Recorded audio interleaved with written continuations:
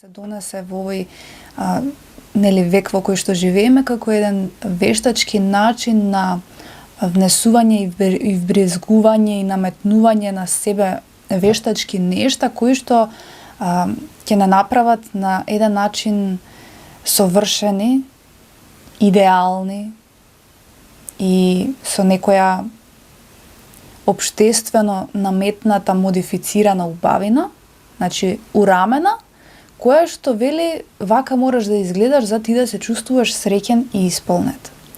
Сето тоа го донесе од една страна ова, да речеме, естетска индустрија, модната индустрија, салоните за убавина, сите, значи, полиња кои што се бават со оваа тема, салони и институции кои што прават, значи, промени, физички промени на телото, на лицето и подмладување, наметнување некои лажни на себе дополнителни детали, гради, коса и така натаму, кои што на некој начин го воведуваат човекот во една лична илузија дека ако го стави тоа, ќе ги поправи своите несовршености пред светот, ќе изгледа како една општествено прифатлива или угледна личност, која што тој си умислува и си создава илузија дека тоа е суштината на животот. Но ете, од сите овие нешта кои што ги споменав, ајде да погледнеме од една реална перспектива. Ние постоиме на земјата повеќе од, можеби, 3000 години како човештво и некако во текот на историјата секогаш се наметнувала таа идеја за со текот на времето, да се алудира на тоа материјално, на таа естета, бидејќи најдоминантните вредности кои што доминирале во општествата биле парите и угледното, естетското. И од таму, затоа што луѓето некако го немаат, го губат тој духовна суштина во себе, ја менуваат или компензираат со тој совршен изглед или материјална удобност. Значи, целата таа идеја произлегува од една психолошка позадина, која што кај човекот вели ова што мене ми недостасува како вредност, како едноставност, да живеам едноставно без внатрешен притисок, да живеам слободно, со мир, со благосостојба, без потреба од некои додатоци. Значи, јас сето тоа не можам да го чувствувам и го барам во нешто надворешно. Дали е тоа преголеми пари, преголеми бизниси, ширење, луксус, значи создавање нешто, вметнување во својот живот естета од различен вид, дали е тоа во непосредното физичко обкружување во интимниот живот на човекот или на себе, значи и кај мажи и кај жени, за да може да го компензира ова и наведом, бидејќи неговото внатрешно чувство е да бидам во очите на другите некако прифатен и угледен и со високо достоинство, со тоа што јас ќе го маскирам сето тоа внатрешно чувство со една совршена наведум, надворешна убавина или престиж. Еден вид зло, бидејќи создава зависност кај човекот од постојана совршеност и усовршување за нешто што не може никогаш да го постигне, бидејќи со текот на старењето природно е човекот да огрдува на некој начин до некаде, значи со старењето, меѓутоа он го трага целиот свој живот и станува зависен од тоа, со надеж дека ќе биде постојано совршен, а тоа е еден значи нереална желба кај човекот, затоа што во природата се е предодредено да има некаков почеток и крај и да од младост да одиме кон старост и природно да старееме и да го прифатиме тоа како дел од животот, бидејќи не сме вечно во овој земски живот.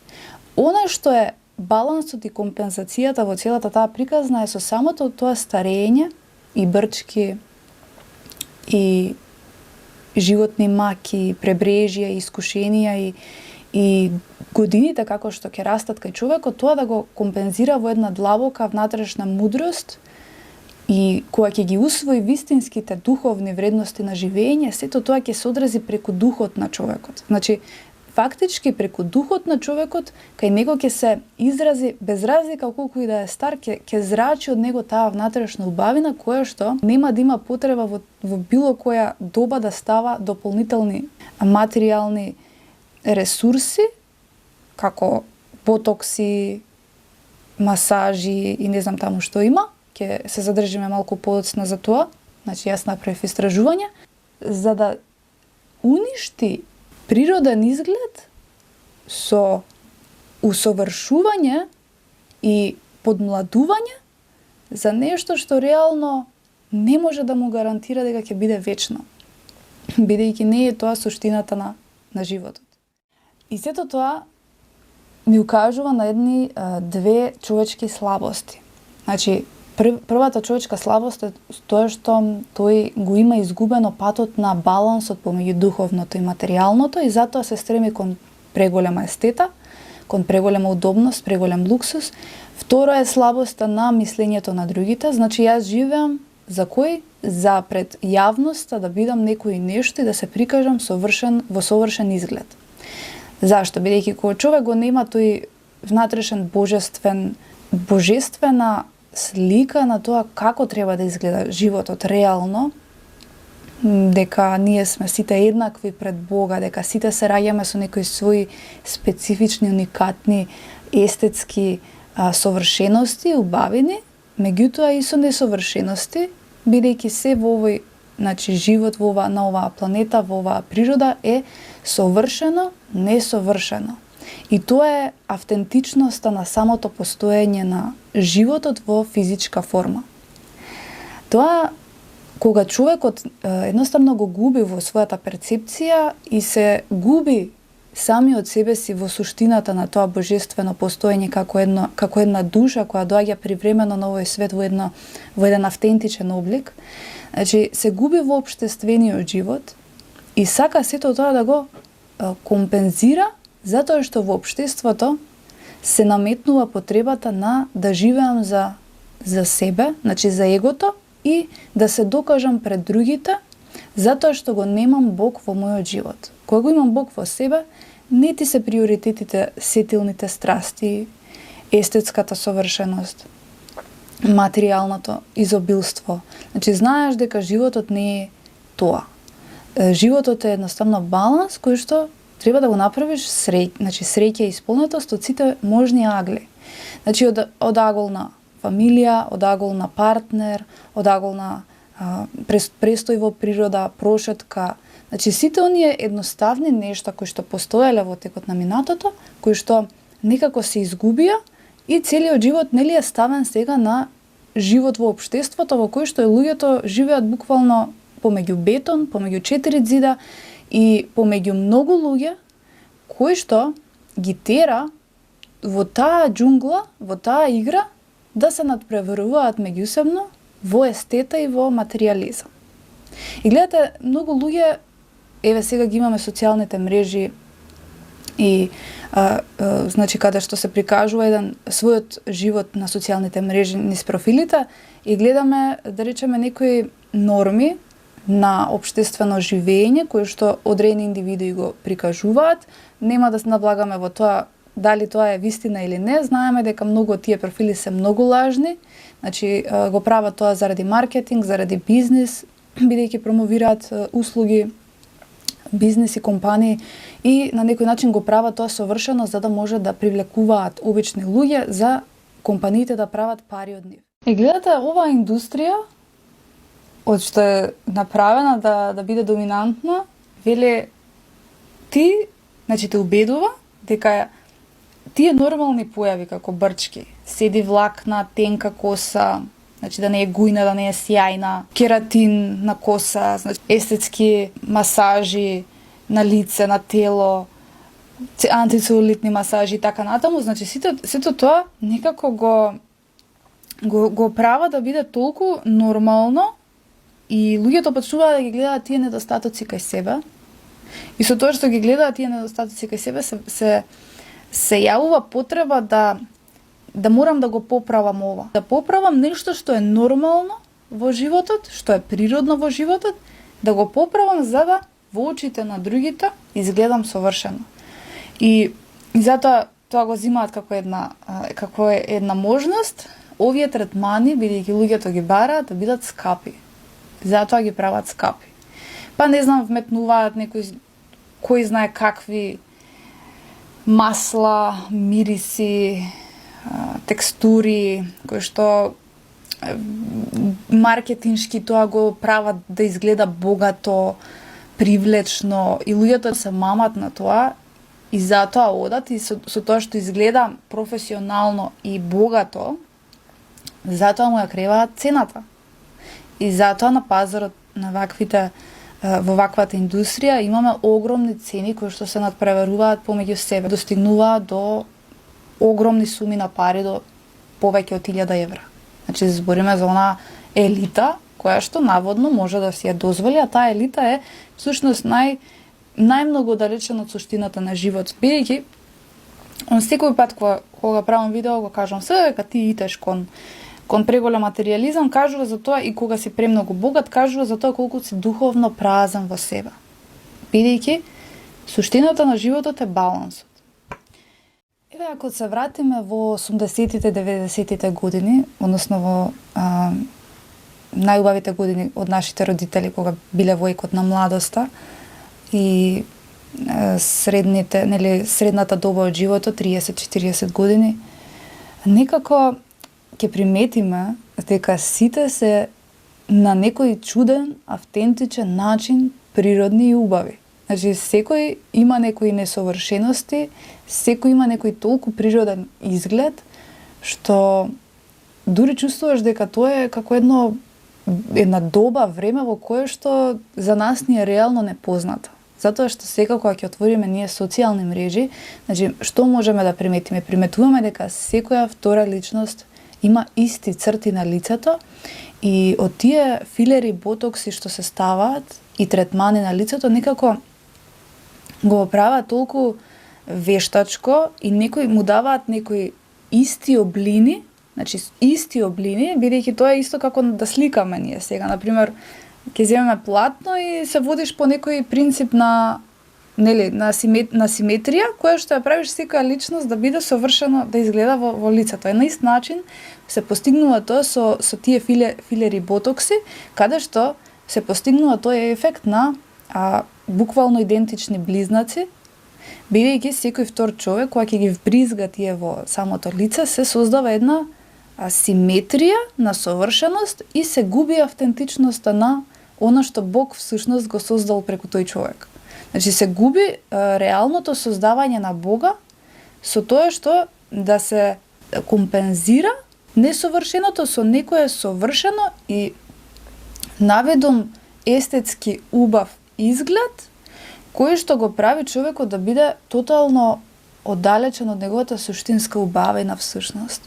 И затоа секој втор е ист во денешно време. Значи, затоа во тие години некако луѓето беа многу поубави и го немаше тоа доминантно его, кое што велеше морам да бидам совршен пред другите. Некако сите беа едноставни во тој процес на естетско разобавување и беа природни. Така што ова е некоја естетска зараза, која што кај луѓето се јавува, меѓутоа она што е најжално во целиот тој процес е тоа што луѓето, заради тоа што не се свесни за тоа зашто воопшто они тоа го ставаат, бидејќи не работат на тој внатрешен духовен аспект на сопствениот живот и баланс и се водат во општеството. Значи, се водам во светот, значи ги следам модите, ги следам приоритетите на светот, кои што доаѓа од значи доаѓа од некои површни луѓе кои што од една страна сакале да направат пари, од друга страна сакале, бидејќи не работеле на себе, го компензирале тоа со материјалните некои услуги и третмани, кои што го постигнале тој ефект и даваат на големата маса на луѓе одредени критериуми како треба вие да изгледате, а всушност тоа се едни многу празни личности кои што Едноставно, човек кој што е богат длабоко во себе духовно и кој што чита и кој што инвестира во своето знаење и широк поглед на животот и вредности и да се направи себе си една комплетна личност од секој агол, верувајте ми, никогаш нема да дојде до тој момент да сака да вбризга во себе некои дополнителни вештачки детали кои што ќе го прават некаков за да биде идеален во очите на другите, затоа што реално нема да има таква потреба. Ќе знае дека живее за самиот себе и за своето животно воздигнување, а не за да се покаже пред другите луѓе. Значи сите во ред да се, јас ја обожавам естетата, ја обожавам убавината, тоа е дел од постоењето на Бога. Јас сакам да се облечам, да се средам, да се нашминкам и да изгледам уникатно. Тоа е дел од мојата природа.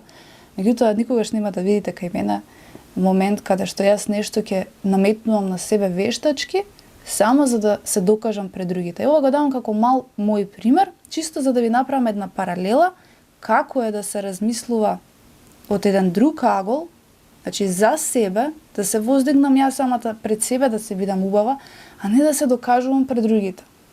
Целото тоа наметнување на совршен изглед е внатрешна празнина.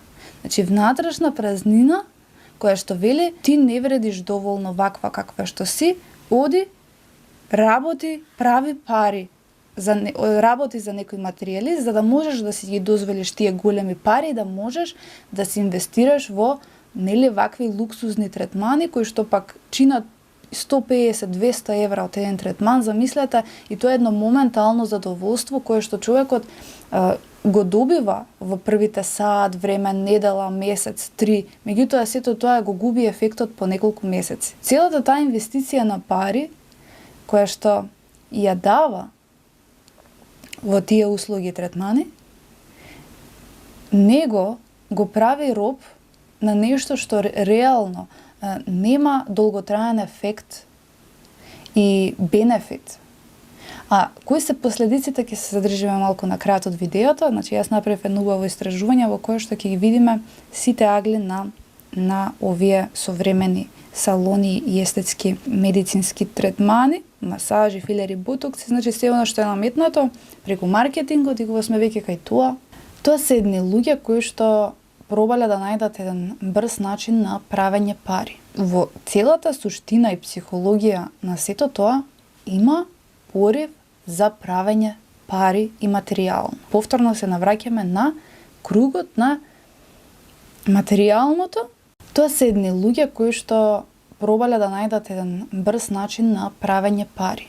Значи тоа е во целата суштина и психологија на сето тоа има порив за правење пари и материјално. Значи повторно се навраќаме на кругот на материјалното, затоа што ти го вбризгуваш, да речеме, тој ботокс и ти плаќаш за него, да речеме, 150-200 евра. Ти трае 3 месеци, 5 месеци, пола година, па и година нека, и потоа ти мораш повторно да ставиш. Значи, тебе те прави зависен и плаќаш огромни суми за пари кои што реално грото на луѓе не може да се ги дозволат, значи сепак се работи за маса на луѓе кои што се, да речеме, поситуирани и кои што живеат во изобилство, кои што се богати, а тоа богатство го стекнале токму на ист ваков начин, преку некои начини на брзи пари кои што му наметнуваат на човекот зависност или лажна потреба и тие го користат тој психолошки момент да ги креваат цените, бидејќи знаат дека луѓето стануваат зависни и ги бараат тие нешта и на тој начин се богатат. Значи, што сакам да кажам? Сакам да кажам дека и богатството кај многу луѓе што го гледаме е една фарса. Значи, нешто што човекот го измислил со одлична професионалност да создаде углед пред луѓето, без разлика дали е тоа за интернет, значи корпорации, компании, за енергија, значи за секој агол каде што гледаме огромни пари, правење пари од луѓето, тоа се наметнати цени кои што на некој начин го маскираат, ја маскираат таа огледна компанија затоа што знае дека луѓето се зависни од неа и прават пари на обичните луѓе. Исто така со овие профитирачки салони и бизниси, значи естетски бизниси кои што на некој начин со тоа што овозможуваат зависност, да плаќаш огромни суми на пари за вбризгување нешто или за додавање нешто на себе, кое што не може на долг рок да ти донесе никаков бенефит, да ти трае целиот живот. Значи нешто што ти е минливо и човекот што на некој начин го прави зависен постојано да го вметнува на себе или да го вбризгува во себе и да работи постојано за некој, за да може овие третмани да си ги дозволи.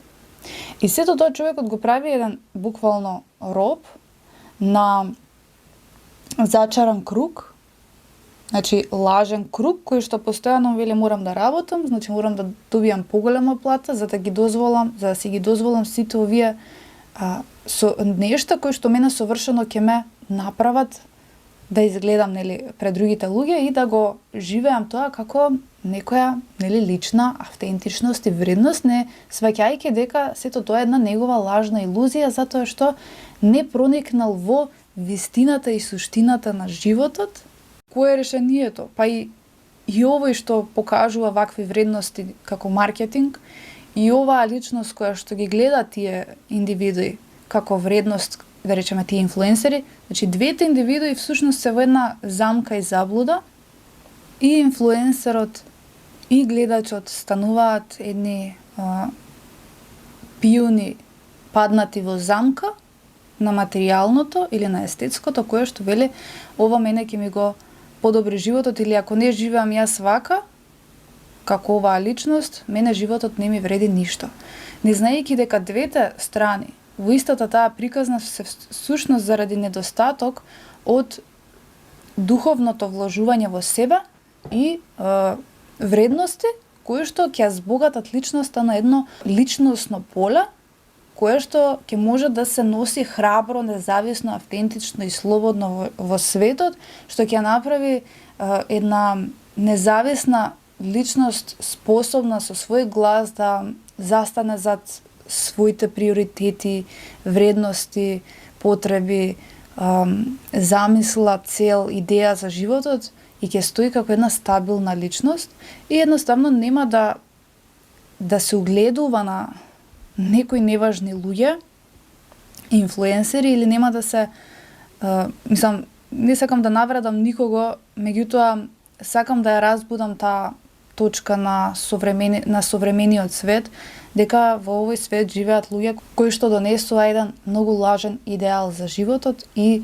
како тоа треба ние сите да живееме, бидејќи сето тоа е од изгубеноста на човекот во животот, за смислата на животот. Смислата на животот не е во совршенството естетско, туку смислата на животот е да се најде сопствената смисла и мисија и да се реализира врз основа на борбата со искушенијата, предизвиците, судбината на човекот и не сето тоа со инвестирање во себе да излезе како една, како што кажав предмалку, во една реализирана личност која што ќе се стреми кон се поголеми духовни дострели, а не физички усовршености кои што всушност немаат крај и се една заблуда, огромна заблуда која што човекот го води само кон едно потрошено време и залудно фрлени пари, бидејќи на долг рок сето тоа кое ќе видиме едно минливо решение кое што нема никаков долготраен бенефит. Целото тоа наметнување на совршен изглед е внатрешна празнина. Значи внатрешна празнина која што вели ти не вредиш доволно ваква каква што си, оди, работи, прави пари, работи за некој материјалист, за да можеш да си ги дозволиш тие големи пари, да можеш да се инвестираш во вакви луксузни третмани кои што пак чинат 150-200 евра од еден третман, замислете, и тоа е едно моментално задоволство кое што човекот го добива во првите саат, време, недела, месец, 3, меѓутоа сето тоа го губи ефектот по неколку месеци. Целата таа инвестиција на пари, која што ја дава во тие услуги и третмани, него го прави роб на нешто што реално нема долготраен ефект и бенефит.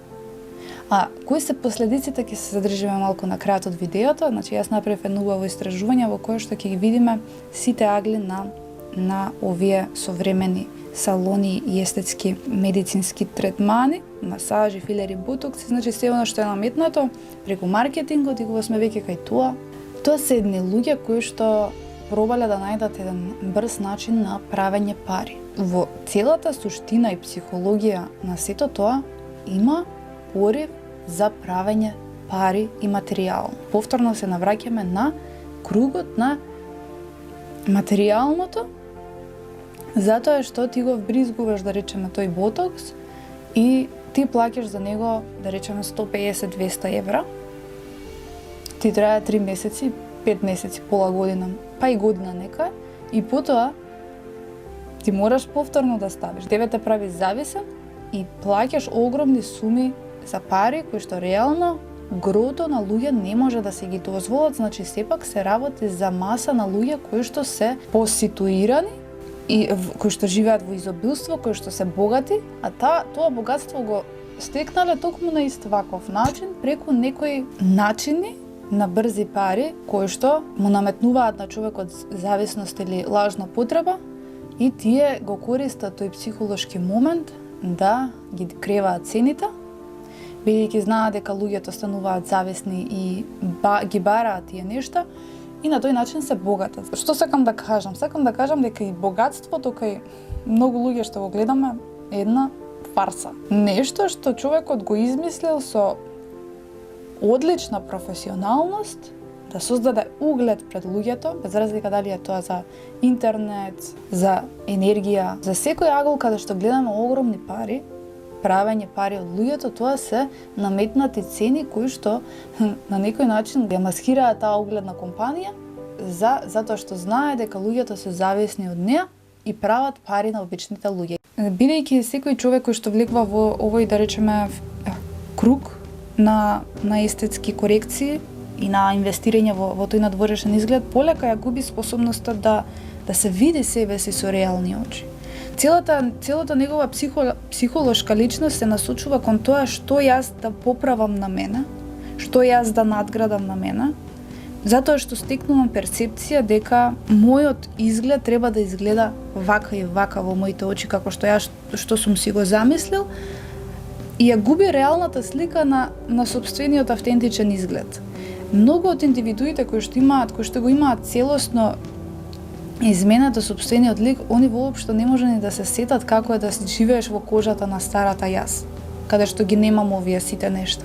Значи се губи една целосна духовна суштина на личноста и буквално како да сме ставиле маска на нас, како за 1 април и ти живееш во таа улога. Тоа е сериозно, можеме да кажеме дури во блиско оди кон една патологија, затоа што ти стануваш зависен од нешто што реално не си ти. Реално не си ти. Јас познавам многу личности приватно во минатото кои што сум ги познавала, и блиски и далечни, кои што немале воопшто ботокси, немале ништо. И точно знам како изгледале, сега се целосно недопирлива верзија од таа верзија која што јас некогаш сум ја познавала. Значи, целосно се изменува и се добива еден друг изглед кој што индивидуата некако се идентификува со овој нов изглед што не ни може ниту да се врати на старата јас. Прво заради социјалниот аспект. Ќе си кажа како сега да бидам ја повторно грда. Не можам тоа да си го дозволам. Значи станува подсвесно ги тера на една зависност да ова нема крај веќе, си влегол во една игра која што буквално не можеш да ја сопреш. Тоа е една дупка која што многу луѓе влегле во неа и за жал останале робови. Тоа е исто како ќе кажам, кој ќе му дадеш печат на ѓаволот, бидејќи тоа е еден аспект на ѓаволска игра, која што ѓаволското е во материјализмот, во естетското. Значи ѓаволот е тера на тоа да влезеш во неговата игра, каде што ќе мораш да си ги даваш парите, да си уништуваш изгледот, духот, да бидеш оддалечен од Бога. Тоа е злото. За да можеш ти до крајот да ја истераш оваа игра, ти на некој начин ти создава една лажна игра. Морам ова да го истерам до крај, затоа што ако се вратам на старото, кој ќе те сака тебе, кој ќе те никој нема да те следи, никој нема да, сите ќе те озборуваат. Сега гледам народски тоа да го прикажам во еден контекст. Се враќа тој момент на таа психолошка слабост, дека другите ќе ја видат и едноставно заради собствената слабост ти влегуваш во игра на сатаната, која што еден ден ти се мава од глава. Она што луѓето исто така треба да го знаат е дека оваа индустрија профитира токму од несигурноста на големата популација, која што има проблем самата со себе. Значи, психолошки сум и духовно нестабилен, неизграден, не сум инвестирал во длабочината на личноста да го направам овој живот еден богат духовно живот и на некој начин итам кон естета. Сето ова индустријата во естетиката го увидела, без разлика дали е за вакви ботокси, масажи, филери, без разлика дали е за шминки, за ногти и така натаму, значи ги спомнавме сите нешта. Сето тоа го зима како еден мотив и оваа индустрија за да прави се посовршени начини, потреби, кои што човекот го залажуваат и затоа при кремите, при сите лосиони, се она што е за жената, тоа се воздигнува како потреба за домашна употреба.